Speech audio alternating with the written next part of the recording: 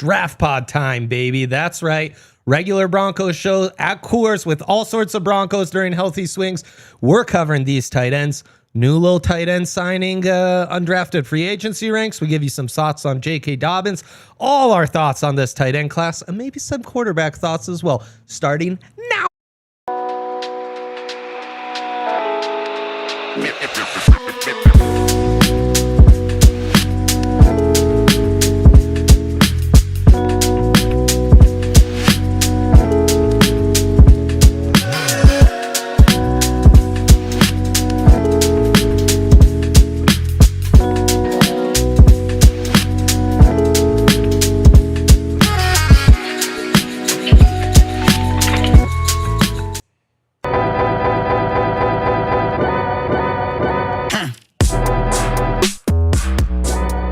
DNVR Draft Pod. That's right, baby. We are doing it live from downtown Denver on the corner of Colfax and York from the DNVR bar and the Toyota Lounge live. Of course, we are driven by your Front Range Toyota stores. Toyota, the official vehicle of DNVR. I'm joined by the man, the myth, the legend, the Schwan man. What's up, bro? How are you doing, my friend? Great. It's just destiny we're on this show today, you know? It really is. It really is. We got moved up to the big time. I got surprised by it because somehow I didn't check our studio schedule. We got the legend, Dion Smith, behind the ones and twos. Ball knowers only in this studio today. That's actually because a bit of an empty office, because if you're looking for the regular Broncos show, that's going live this evening. I think the schedule says 5:45.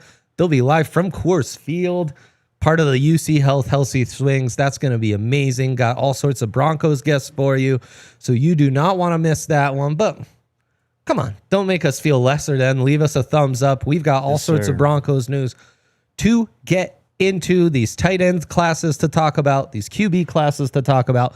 The NFL's telling us a lot about where the game is trending, especially with these two positions. So I'm excited to do this with you, Jakester. Where do you want to start, though? The newest tight end through the undrafted free agent rankings, or a potential RB1 for the Broncos? Let's go into the running backs. Yeah. Let's do it. Yeah, I think so. Thoughts on J.K. Dobbins? Oh, man. I mean, great year last year. Really kind of surprising. Found his way. Absolutely. I think it might have been, honestly, probably his last chance in some ways. Big time, man. Yeah. Prove that you can put together a healthy season. Prove that you can be productive as well. Yep. Went to an offense that, I mean, probably the best thing, really smart decision for J.K. Dobbins to go to the Chargers and Jim Harbaugh and just know that even if I'm on that team, I don't even have to be the first back. I'm going to get a ton of touches, and that's exactly what happened. So, coming off a 900-yard season, 9 touchdowns as well. He added 32 receptions through the air, too, so not bad. I think it's the perfect type of player to kind of round out this backfield, honestly. Yeah. A veteran who, I mean, maybe has, something more in the tank. Maybe last year some sort of a preview of what he can actually do. Right. With a bigger role, although he did have a fairly large role last year with the Chargers, just only played in 11 games. So, yeah, I mean, it's a veteran. You hope that, especially if you're bringing him in with Estime and Harvey in the backfield, you're hoping that he holds on to the football, right? Ball security. That's something that Estime struggled with. That's something that RJ struggled with at times in college. Yeah. Just a reliable runner to come in and behind one of the best offensive lines in football, just churn away yardage. Yeah. I think it's a really nice fit for someone who can help your rookie running back ease into things. Yes. I think given his track record, it is hard to believe Dobbins will be the answer at the position, or that he can even string together 17 healthy weeks, or even 15. Even you want to put that number at 12. Color me skeptical. Yeah. It's been hard, which is weird because at Ohio State, this wasn't necessarily the case. His final year with the Buckeyes, he has a 2,000-yard rushing season. He has 21 touchdowns, and we never quite saw it in another great situation in Baltimore, I know. Now, obviously, the reference he got from the Ravens was good enough for the brother of his head coach with the Ravens, Yeah. to take him on with the Chargers. I think that says something about you, you know, that your previous coach wasn't like, nah, Jim, like don't get involved with this guy. And then really a positive year last year. I mean, only has over 20 carries once the entire season. That's his best game against the Broncos, 25 carries, 96 yards, a touchdown. Improved a little bit as a receiver, and I think can kind of be your bell cow for the first 4 to 6 weeks as you ease RJ in, as you figure out the dynamics and responsibilities of the rest of this running back room. Where does the Jaleel factor in as your third down back? Where does Marvin Mims factor in as your, you know, joker running back wide receiver? Right. And let RJ Harvey ease in. This isn't a Shanahan offense where rookie running backs just come out of nowhere and become superstars overnight. Does take a second to get eased in.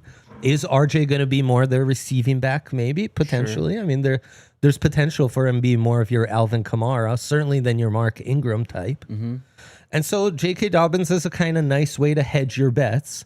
But I think expecting anything more than someone who's able to alleviate the load for your rookie running back in the first month and a half is probably unwarranted given the track record established in his NFL career thus far. No, you're absolutely right. I mean, I think if you get 900 yards out of J.K. Dobbins this year as a Bronco, Incredible. And you get 9 touchdowns, I mean, you're 100%, cooking. man. Especially if RJ is able to, you know, live up to the hype of his draft position and actually take over that backfield. You know, maybe October on or whatever. Then yeah, the arrow's pointing way up for the Broncos offense, the Broncos running game.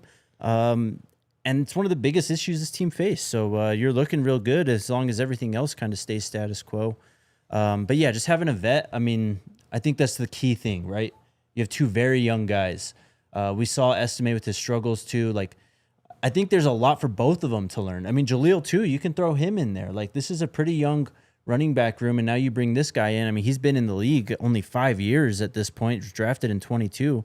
But he was a premium pick himself as well. Like, he's been around. He's been the guy at times. He's had to go through hard injuries and moments in his career already to this point. So he's still in his mid-20s. Absolutely. This is really kind of the perfect signing for this backfield. Yeah, I think it makes a lot of sense.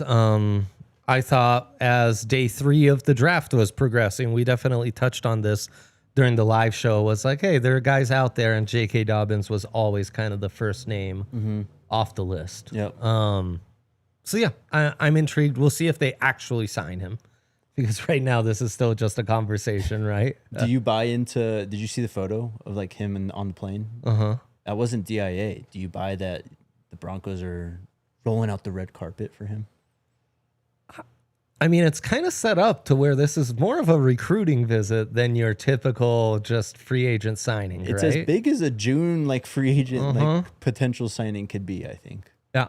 Besides Aaron Rodgers and whatever the hell's going on in Pittsburgh. Hey man, must be nice not having to fly through DIA. I'm not going to judge, that's for sure. You know what? Instead of talking about the new tight end, I think it makes more sense to talk about the rest of the tight end class and then circle back on him when we talk about our favorite UDFAs and what have you. Let's get into another former Big Ten tight end, Big Ten player, someone who was coached by Jim Harbaugh as well. And that's the first tight end taken off the board in this draft, Colston Loveland. A topic that has a ton of Broncos crossover, because obviously Loveland and the Broncos being intrigued to try and move up for him, kind of a big topic. And now that we've seen it all settle, do you have any buyer's remorse on the Broncos not moving up to get him? Not with Evan Ingram in the fold. Yeah. Maybe That's why that signing was so key. Absolutely. Maybe if free agency goes slightly different. I think you're kind of forced to maybe be more aggressive. Yes. Sure. Yeah. Because what Colston is, he's just a big wide receiver, really. Yeah. I mean, he's got a tight end skill set for sure. I think he's a bit underrated, actually, as a blocker, especially in the run game. But it's fair.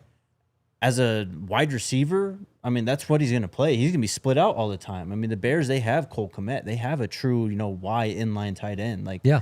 they're going to, you've heard them. Cole Kmet had a quote, actually, I think earlier in the week. Like, they want to be the best 12 personnel team in the league, is what Ben Johnson told him when they drafted Colston Loveland. So it's kind of going back to those Patriots teams, right? Yeah. That was the first teams we saw with that. And kind of the different in that regard. I mean, Gronk and Hernandez were kind of do-it-all guys. Now you're kind of getting one of each. But, yeah, he's just a great wide receiver, great ball skills. I mean, his ability to track the football and go find it, pluck it out of the air, is it's up there with the best pass catchers in this entire class. Yeah, once you pair that fluidity and just natural ability to get open, track the ball, just look like a wide receiver with the official measurements we got at the combine, this guy was a really pretty unique prospect, pretty high end, and would have been a really intriguing fit in Denver. I also think it would have been a bit, I think Kmet paired with Loveland makes a lot of sense. Evan Ingram paired with Loveland makes way less sense. It's kind of it's the same flavor, You're like, you got cookies and cream twice. Like, why'd you get 2 scoops of ice cream? Like, get some chocolate with cookies and cream. Don't get 2 scoops of cookies and cream. Mix it up a little bit. Yeah, it is a little redundant. It would have been redundant. I wonder, they've invested a lot in pass catchers in Chicago the last couple off seasons, the last couple drafts. I mean, DJ Moore, Rome Odunze. Obviously, you already have Kmet. Now you add Loveland to the mix. Was that really the biggest need for the Bears, taking him at 10? It's also a unique spot in the draft where I think the top 8 picks were pretty consensus oriented, right? We can talk about Cam Ward at 1 all we want. We'll get into the quarterbacks here on the second half of the show. Kelvin Banks at 9 surprises you a little. Colston Loveland surprises you a good amount. And I mean, from 9 till at least 13, the first round goes a little bonkers. Yeah. With some surprises there. And I think Loveland is firmly in there. I get it. At the same time, I want, like, Chicago, is this really what they needed to do? Now, at 10, O-line was the biggest need.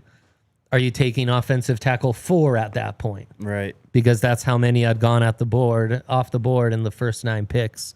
I mean, yeah, you're getting Josh Carnley's the next tackle taken. That's at 29. So theoretically, the best offensive line prospects were all guards, which Chicago just traded for Joe Thuney. So right, would not have been a good use of resources. I think our grades, the top 2 guys go in the top 15. Mason Taylor goes at the top of the second round. Terrence Ferguson may be surprising, but less so after he went off in the combine.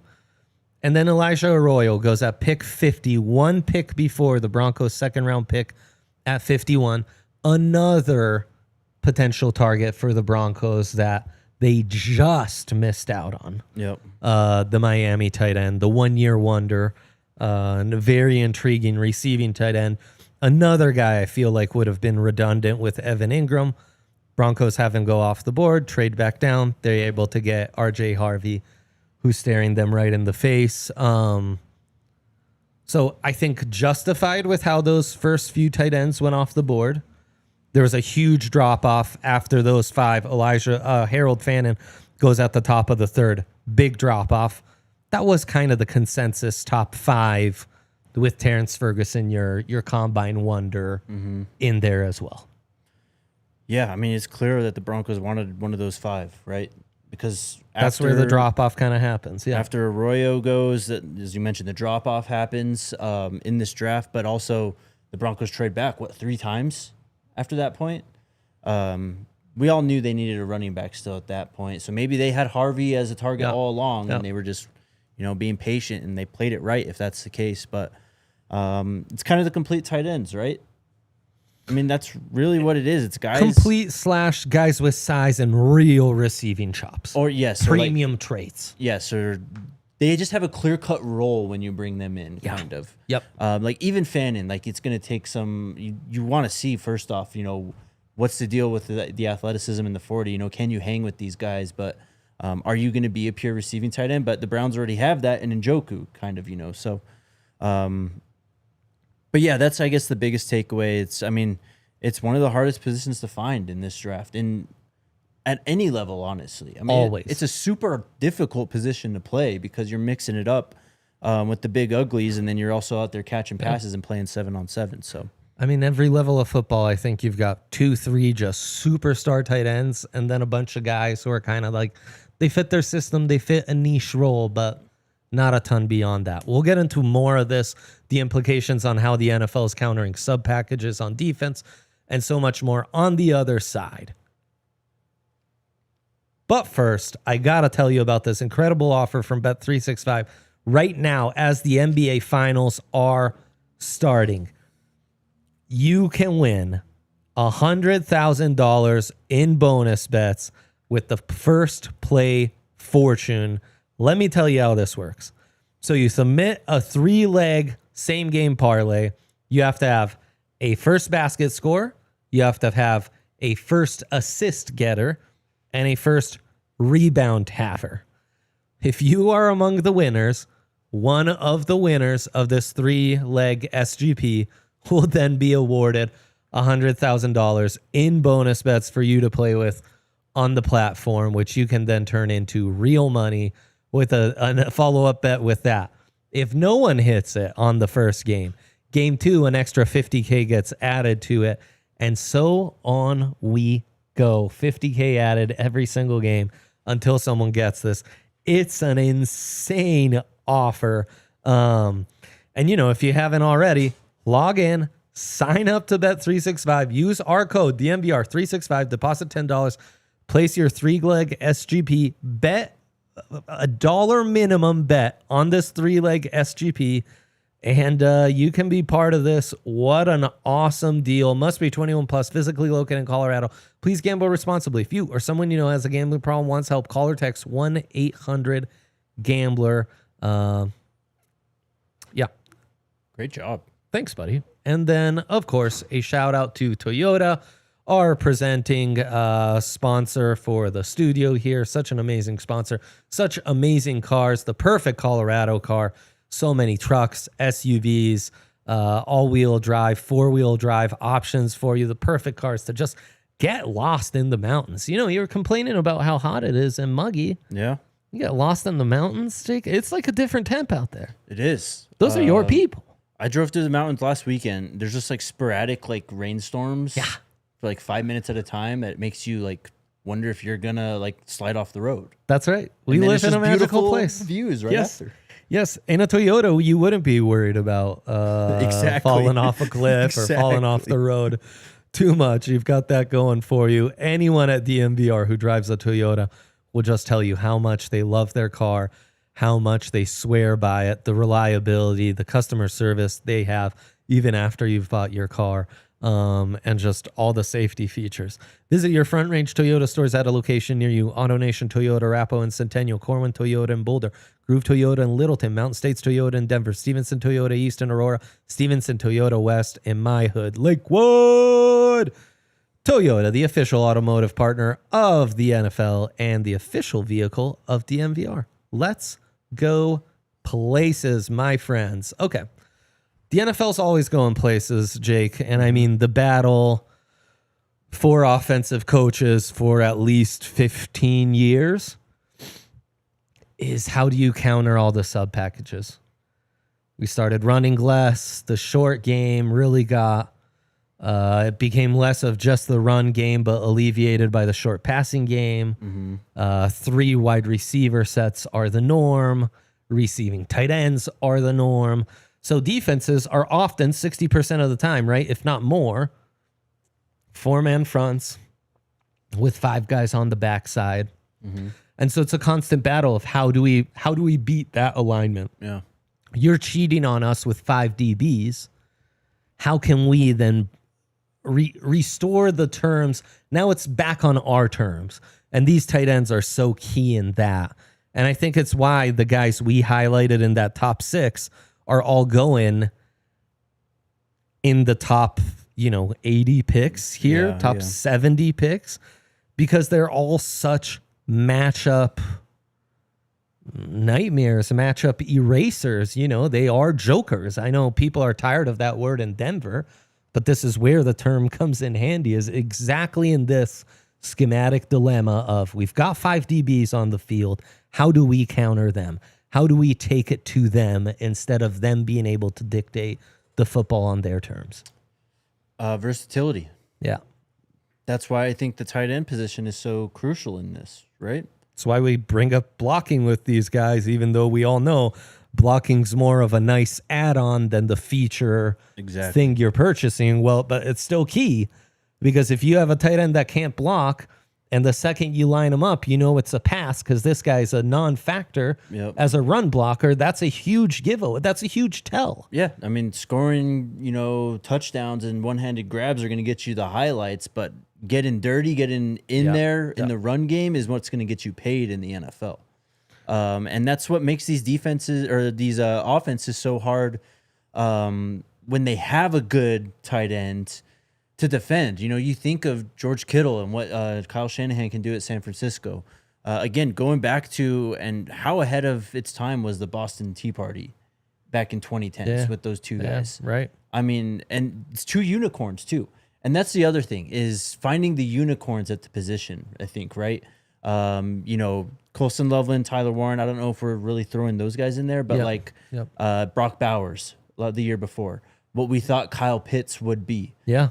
That's why those guys are so coveted, and they go, like Colston did, top 10.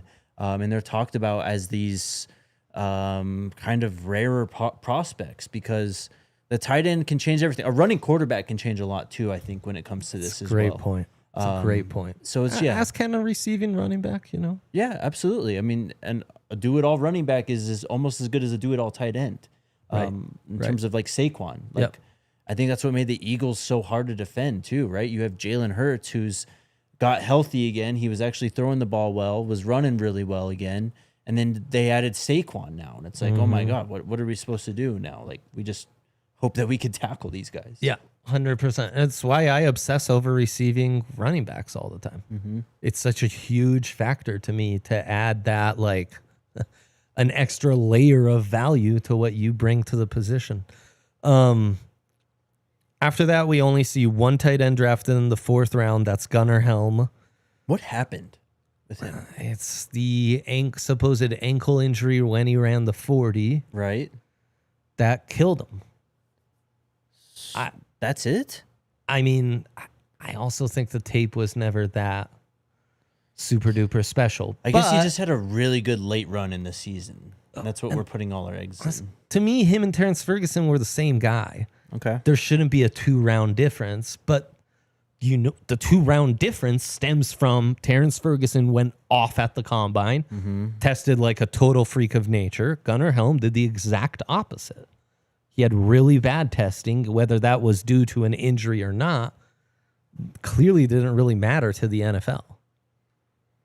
I mean, just 60 receptions for damn near 800 yards from a tight end. That's not bad. It's a great system to come from for a tight end too, I don't know.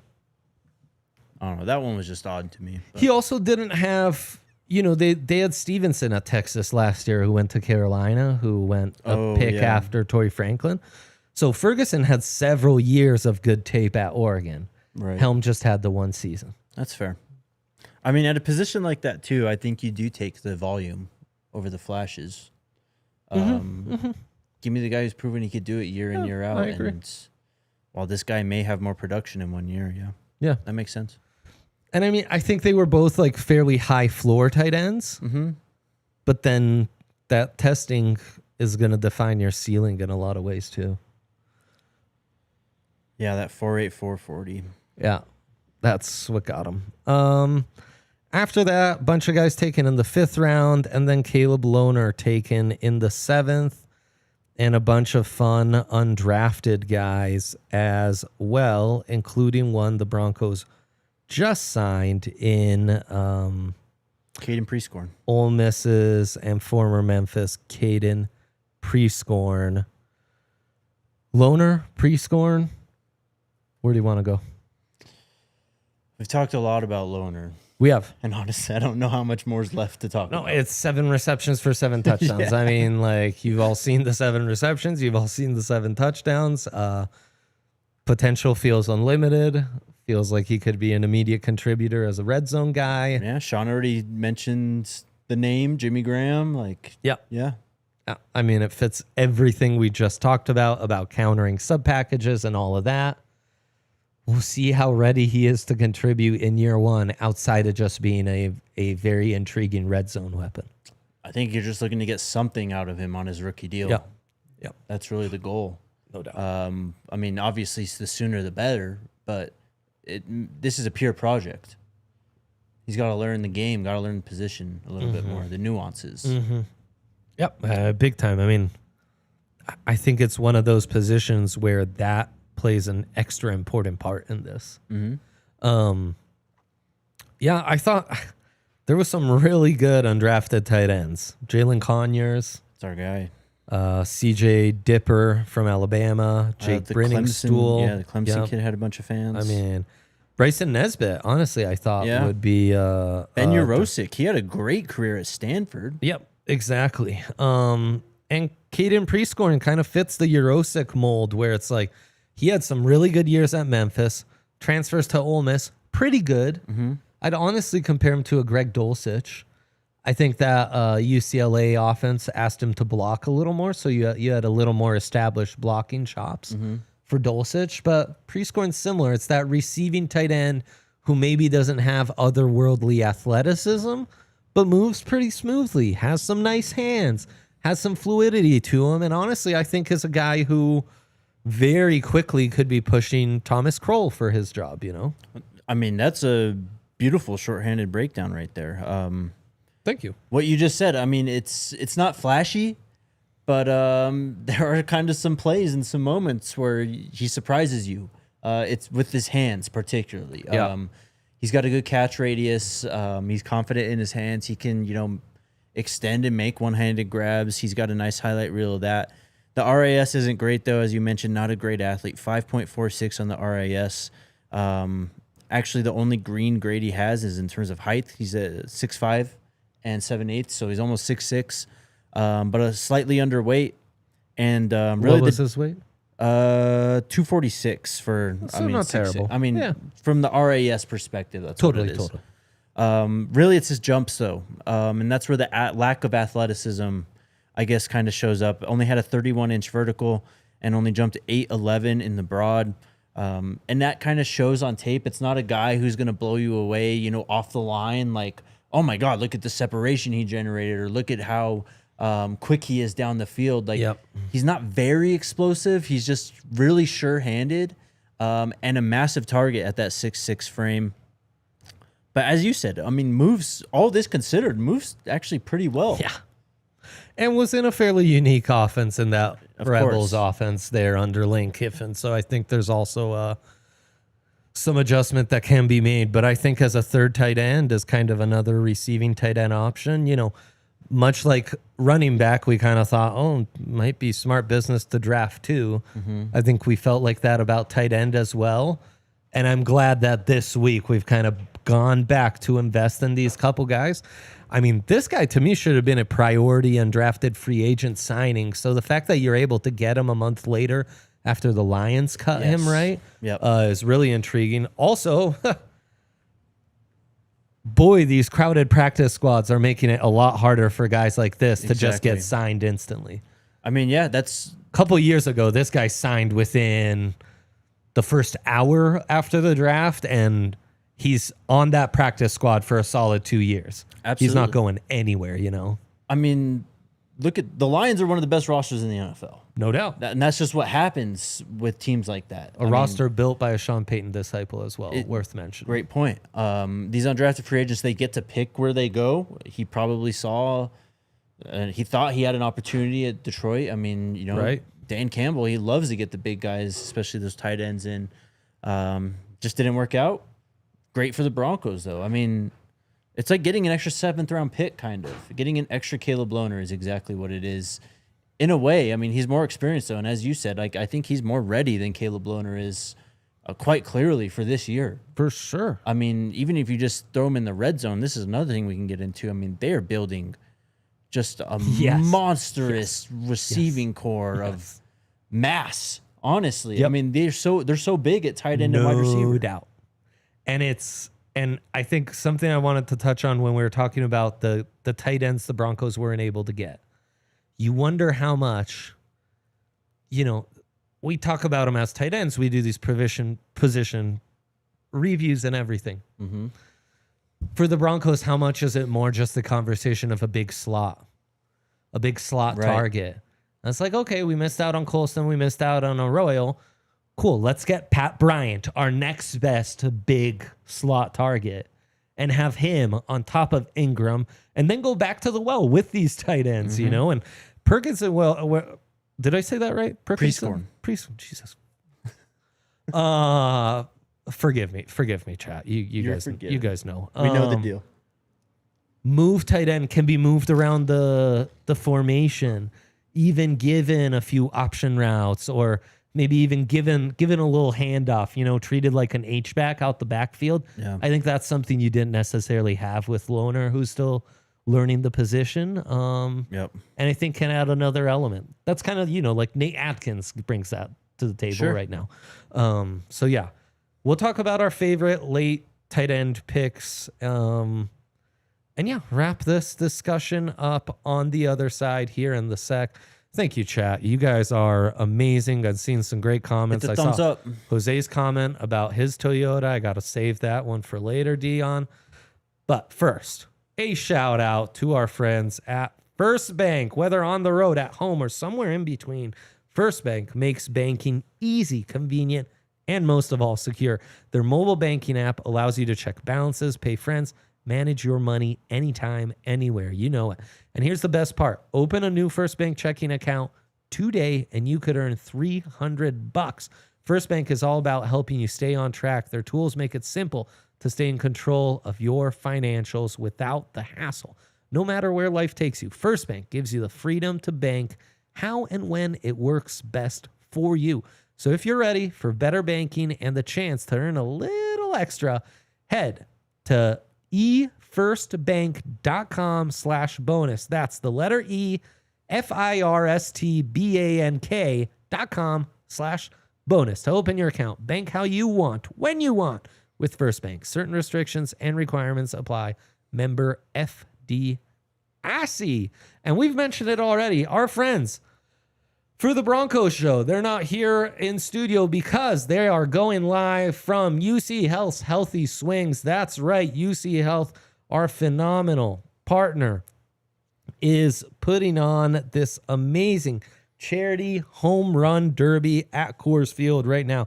Players like Cortland Sutton, Alex Singleton, Marvin Mims, some of the O-linemen, Bowles, Quinn Miners. Oh, we got to see the belly taking. Dude, I know, legendary, chops. right? The guys were reminiscing how Jano one year blasted a ton of for real home runs in Coors. I wonder who could be the best of this bunch. A lot of those guys will be on the show with our guys. We'll see if they'll let Benny step up to the plate and try to hit one out of Coors. But really, it's all for a great foundation that UC Health is supporting. They've donated over $900,000 to local charities over 6 iterations, supporting Coloradoans with food insecurity, cancer screenings, veterans' mental health challenges. It's just incredible, the philanthropic initiatives they've taken on. This year's beneficiary is Freedom Service Dogs. Who doesn't like dogs? Let's go. Jake, Freedom Service Dogs provides service dogs to individuals with limited mobility, young adults with autism, veterans and first responders to help with disabilities like PTSD, traumatic brain injuries, and more. I mean, it's so incredible we get this opportunity, so incredible we get to work with them. Go to uchealth.org for more info. UC Health, live extraordinary.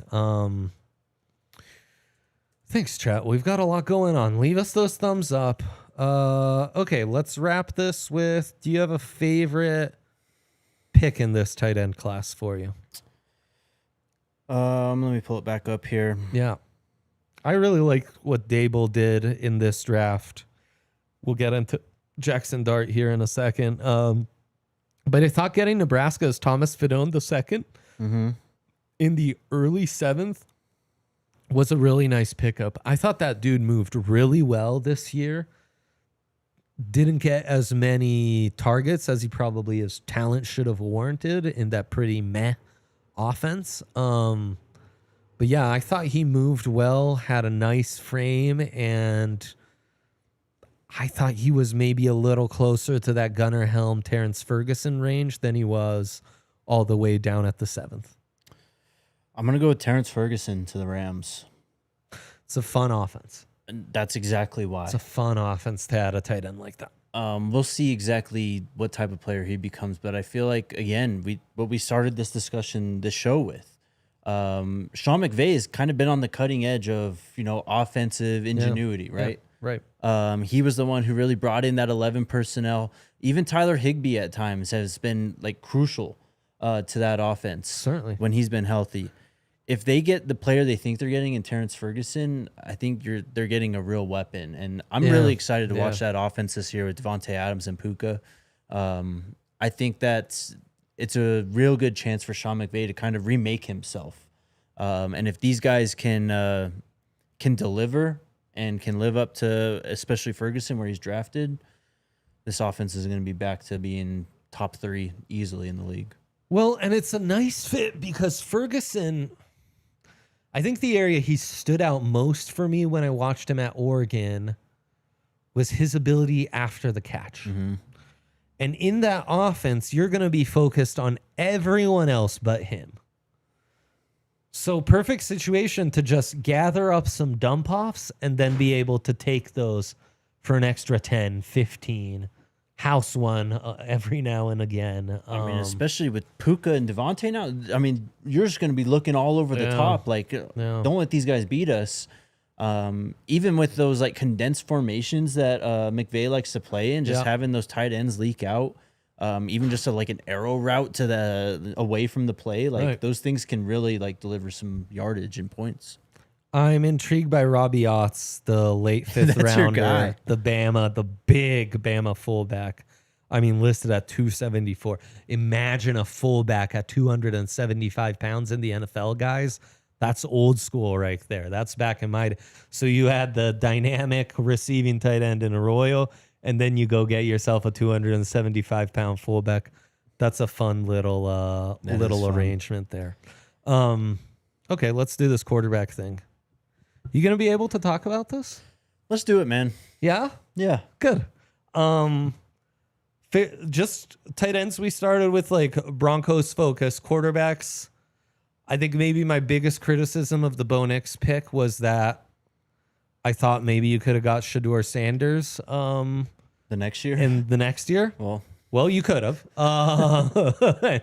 And the Broncos were too good on their Bo Nix to even be at a high enough pick to get another first rounder. And turns out the NFL disagreed with me. Mm-hmm. So I will happily eat crow. My evaluation on Bo, 12 months in, has proven to be off. I did not properly assess his ceiling, even though I think on our crew I was maybe the highest. You probably were, because I definitely didn't. Yeah. And seeing what this quarterback class delivered and what the NFL thought of it, you know what? I was wrong. Mm-hmm. There was not the appeal and sexiness I forecasted to the 2025 quarterback class in the end. My big takeaway is who knows what the hell's going on, honestly. Well, it is that position where more than anything else, beauty's in the eye of the beholder, and any big or little factor can completely sway you. Tyler Shuck is a top 40 pick in the NFL draft, man. I can't believe it, what I'm seeing with these quarterbacks, honestly. Shuck is shocking, some might say. It's just the fact that he goes so much higher than so many of these guys, though. obviously Shador, but Jalen Milroe like is more dynamic, way more dynamic than Tyler So Shuck. much more. I think you get way more out of Jalen Milroe than you much get out of more. Tyler Shuck. Dylan Gabriel, whatever. Kyle McCord is someone who I thought had a really nice last season. I think that there's something to work with there. Yeah, right. I mean, dude, how even like, forget 2 years ago, how many months ago would we have to go for you to like bet your life savings Kyle McCord, Will Howard go ahead of Tyler Shuck? Right? Because Tyler Shuck was nothing.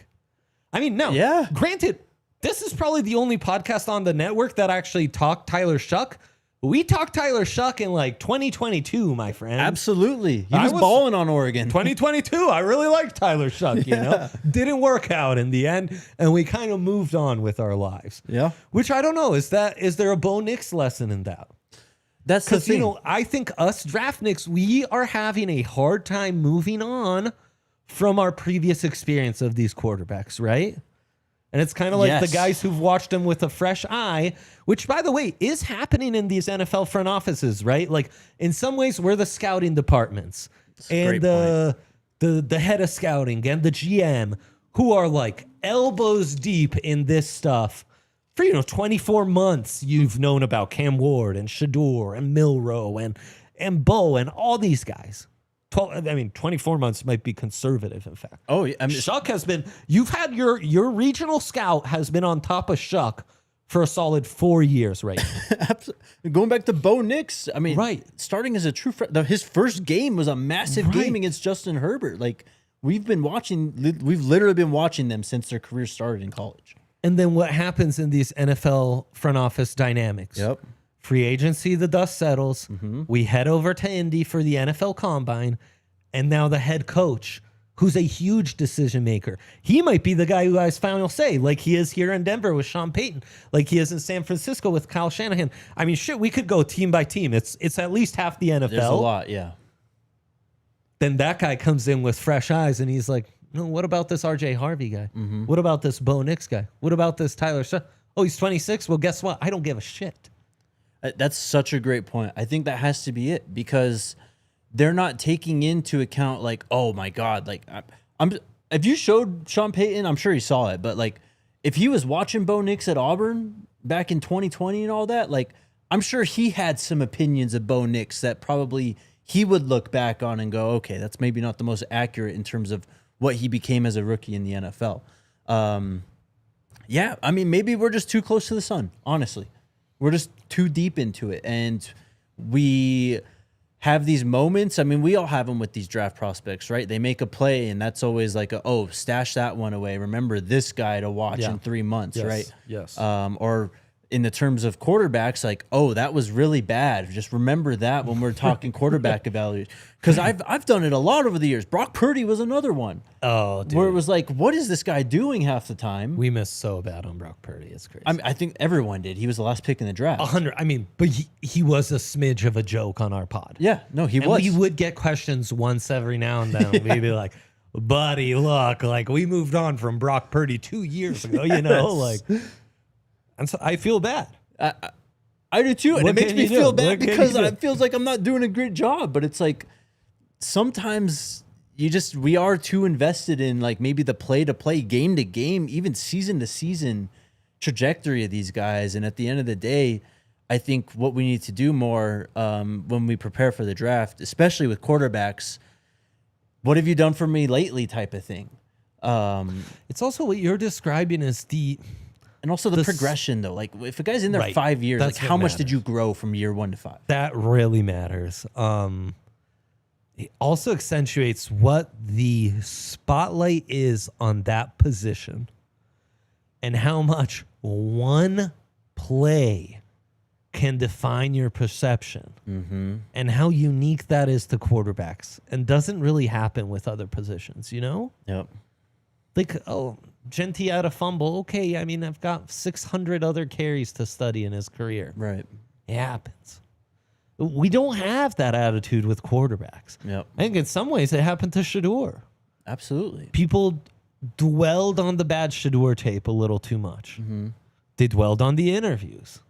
I think they got caught up in some inner front office politics of like, oh man, we draft this guy high. Is his dad coming for my job in 7 months? I mean, and yeah, it just everything colors your perspective so much. And I mean, Cam Ward, I was not very high on the kid. 2 years ago, we were like, Cam Ward's fun, but man, it gets sloppy. Totally. And I mean, like we've gone through all iterations where it's like, oh, this transfer to Wazoo from Incarnate Ward, he might be fun. Look out for Cam Ward. To then like, whoa, Cam Ward, name to watch once the Pac-12 dark horse team. Right, exactly, right? A month into the season to then, geez, I'm losing so much money on Cam Ward in these late Wazoo collapses. To then like, oh, Cam Ward at Miami might be fun. To like, whoa, Cam Ward, first round pick? Yeah. To consensus, first overall. It's crazy. And then, I'm watching Miami every which way. I'm watching Jalen Rivers, their left tackle. I'm watching Arroyo tape. I'm watching Baxton Barrows. I'm watching Damian Martinez. And every time it was like, Cam Ward, man, like, dude, you got to do more. What's the hype about? Are we doing the Cam Ward thing right now? Sure, let's do it all. I don't understand how he was such a slam dunk. It's because he plays quarterback. Yeah. And I don't know. Again, maybe this is being too invested in like the play-to-play thing. It's the mobility too. The mobility also plays a factor. But so many times last year when I watched Miami, they'd be down like 7 to 17 points, and it's because of Cam Ward, because of like just dumb interceptions and just like he's trying too hard, almost like the Wazoo Cam Ward was coming out a bit. Yes, and then but this time at Miami, as opposed to Wazoo, he had a better supporting cast. Yeah, he was able to kind of save him from himself. That's right, and clean up his own mess. And at the end of the day, it looked pretty good because it's a 45-42 score. Cam Ward led the team on a last-minute drive, scored the touchdown. But in order to get to that spot, it's because Cam Ward had them down 10 points in the first half. There was a lot of that I saw this last year. The Virginia Tech game was like that. Well, and the other thing, and this goes back to our point of maybe we're too close to this. Look, man, I just rattled off a handful of guys who I watched this offseason. Mm-hmm. They had a lot of future NFLers on that squad. Yeah. There are a lot to watch for next year, too. The ACC brought 2 teams to the college football playoffs. Yes, they did. Was Miami one of them? No, they weren't. They didn't even make their conference title game. What the hell, man? And they were a top 10 ranked team all up until then. That was a damn layup, too. The ACC was a damn layup for Miami, and they couldn't get it done. And we honestly, Jackson Dart, let's go to the next one off the board. Jackson Dart, we talked, there were plenty of shows in September on the draft pod where we're going, Jackson Dart, huh? Mm-hmm. Could he be a dark horse first rounder? Leads the nation in passing yards. And we started talking Trey Harris and this, that, and the other. Those talks quickly died down because once the SEC schedule hit, Jackson Dart kind of turned back into a pumpkin. Yeah. It just wasn't. And that offense stinks. I don't know what to tell. That offense is disgusting to watch and evaluate. Them in Tennessee, I can't do it. It's so gross. It's hard, yeah. Have your receivers run routes on both sides. I don't know what to tell. Just like enough with the hanging out. Yes, dude. It's like the worst interns we had. They're just off camera doing nothing. It's like, do something. Do something for me. I beg you. Just humor me, Sure. Oh. And I mean, the easiest bet to make in all of NFL draft evals when we started this thing was don't bet on the air raid quarterback. The quarterbacks who are in that offense. Patrick Mahomes changed everything, bro. Forget them. And then Patrick Mahomes happened. And, Kuiper's getting all the sweat. Look, everyone had him ranked basically where Kuiper. I had a 3rd round grade on the kid. Yeah. And frankly, I think I hedged my bets by giving a 3rd round grade. Yeah. Like I probably, if there wasn't some buzz about Mahomes, he probably gets like a lower grade than that for me. I remember he was extremely polarizing back then. And again, no one had ever worked out from that offense. Yeah. At this point, Goff had been drafted 1st overall. That Cal offense was as air raid as it gets. Pretty much, yep. But this is like year 2 or 3 of Goff, and his stock was like plummeting. Mm-hmm. No, I'm pretty sure his last year really wasn't that great. No. He was like He's one of those that went into the season kind of, tabbed like the first overall pick and just he barely hung on to that thing. Yep, 100%. 100%. You look at his SEC schedule though, and this is probably the most comparable to the NFL, right? Uh-huh. Now Arkansas, I will admit, look, you put up 63 points. He had 6 touchdowns and completed 80% of his passes. That's a great game. Great game, man. But the other games, I mean, Kentucky, 66 completion percentage, 1 touchdown, no interceptions. They lose that game. They beat South Carolina 27-3. He only completes 51% of his passes, no touchdowns. 57% of his passes completed with 1 touchdown, 1 interception, and a loss in overtime to LSU. It's a bad LSU defense, man. Not good.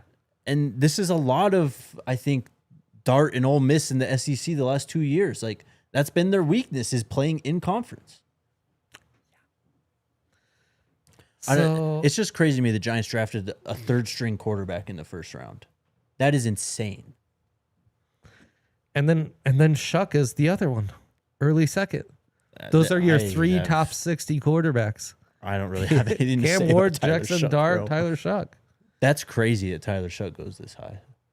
Just last offseason. Right? 12 month. Let's not go further than that. Okay. Transfer portal rankings. Yeah. Right? Like, let's take all the quarterbacks and we put could them in probably the portal. Find a list, bro. Shador, Jalen Milroe, Quinn Ewers are so much higher than those 3 guys. It's crazy. So much higher. Not to mention guys who are still in college, the Arch Mannings of the world, and Nico Imaliva, and so on and so forth. I mean, I'm just scrolling here. He's That's the other you did thing 1 year is, at like, Louisville, right? We are going off of like what they were in college and how they were seen in college. He's below so many guys. This is crazy. I mean, Diego Pavia is ranked above him, Right. in the transfer portal rankings. Yep. I mean, look, credit to him. He did have a good year this last year. They had some good receivers on the outside. That's it. That's all the only good things I could say about him, honestly. That's really it. It sounds like a bit of a common thread with Ward, Dart, and Shuck was how they all performed under pressure. I guess, man. And again, I think there's lots of nice highlights.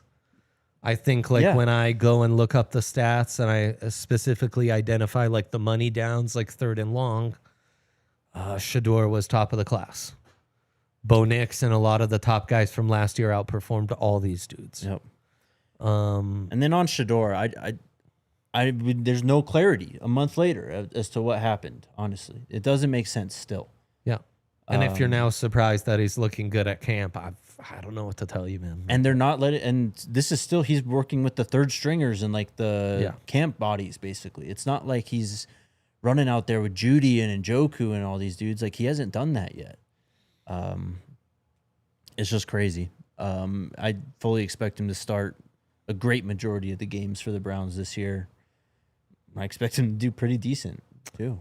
Yep, I do too. And I think that Stefanski offense might be a really nice fit. Do you have a favorite pick of this class? Shador not included. Which, full disclosure, would also be my favorite play. I think the value is tremendous. Absolutely. Obviously. I mean, it's not even close. Yeah. I'm just intrigued by Jalen Milroe going to Seattle. Yes. It's a quarterback room with Darnold, Drew Lock, and Milroe. Upside is high. Yes, it is. I even think there's a role for him potentially, even with if Darnold holds on and is like a decent starting quarterback this year. Just put him out there, man. I mean, let him run around a bit. Just have some fun with him, honestly. He's that athletic to just kind of make something happen. It almost reminds me of like when Denard Robinson came in as like a true freshman. Like, just put him on the field and see what happens type of thing. Yeah, I would love to see him in some Taysom Hill type packages. I think that'd be really, really smart. Really smart.